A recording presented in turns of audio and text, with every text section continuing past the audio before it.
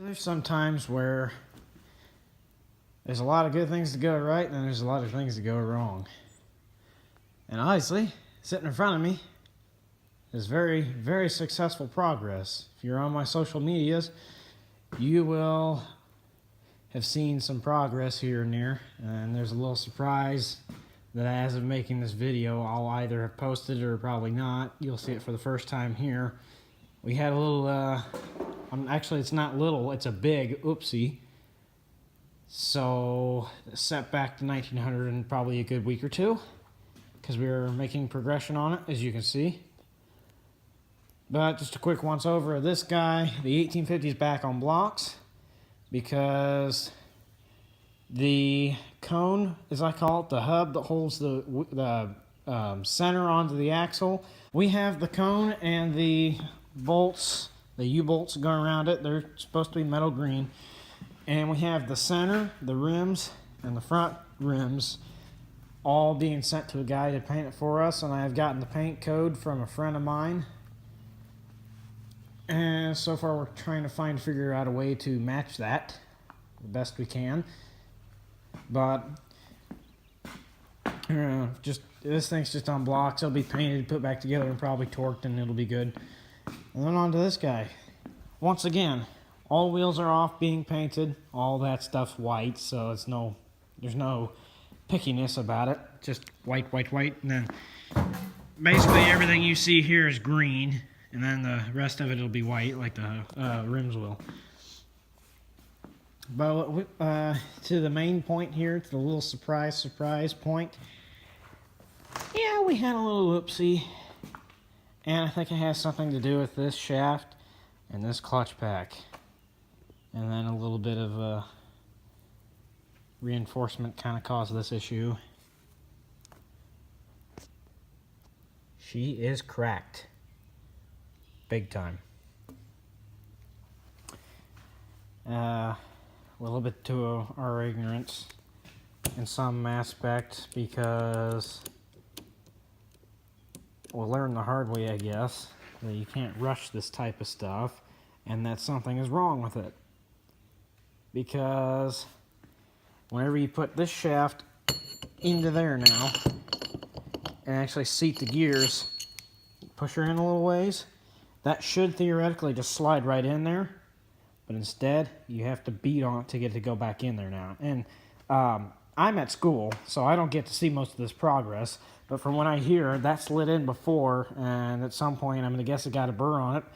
Or something's wrong with it that's not showing its head yet, within the teeth in there and in there of sorts, that caused this problem. And we pressed it, tried to press all the assembly in, finally finishing it, and we cracked the housing that holds all this together. Very big setback. I'm going to try to find one as quick as I can. Good thing is 1800, 1900 tractors should share the same hub housing. I know I'm going to deem it PTO housings, and they're a little different from the 50 series in some aspects, but they're mechanically very, very similar. The base design is very, very similar. Purchased new jack stands. Those are freaking great. New jack stands again, 6-ton jacks. And then we don't have enough for the 1850, so it's up on blocks. And we also acquired a 20-ton big red jack. I'm in no way sponsoring any of this because I'm not there yet. And honestly, I don't know if I'm going to even sponsor them when I get big enough, because I don't really want to get paid. Any progress I do, I want it to be my own. And I wouldn't be big enough to make enough cash anyways. I'd have to be above like 250,000 subscribers to even make any real money. So, no point in trying to do that. But, little odds and ends, we gotta fix the fuel filter bracket was cracked. I'm sorry. This is the fuel filter right here, obviously. And I don't know why I didn't realize that, but the arm for it was cracked. We have a new one ready to go. It's been there for quite a while now. We just need to get around to it. And the plan is we get to pull this thing out of the tub again and probably roll this thing down the road and have it painted.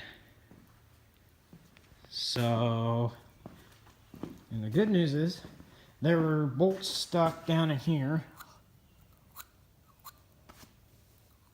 Right in there.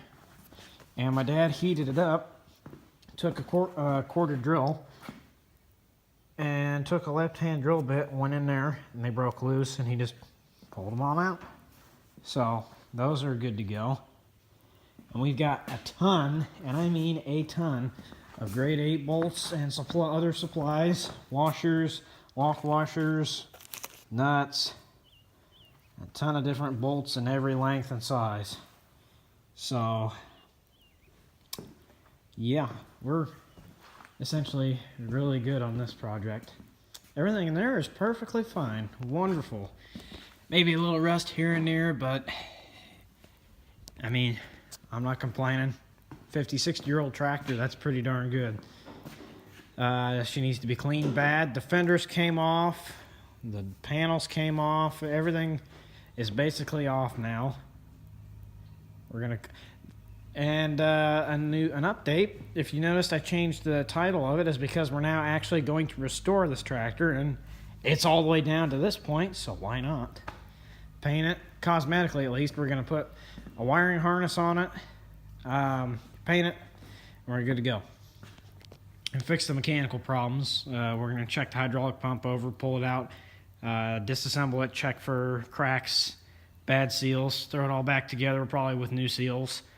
And then that leads me to the PTO. Brakes we're doing later. We have brand new disc brakes right here for it.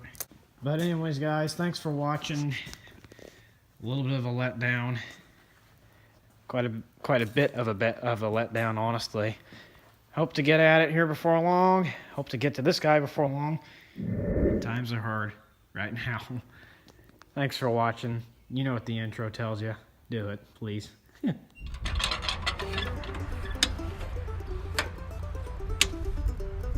Oh, didn't see you guys there. Thanks for watching this video. Hit the subscribe button, the like button, and the notifying bell button to know whenever I post a new video. It'll help you know about seeing this beast or the rest of the collection. So thanks for watching. Have a great day or a great night. I'll see you on the next one.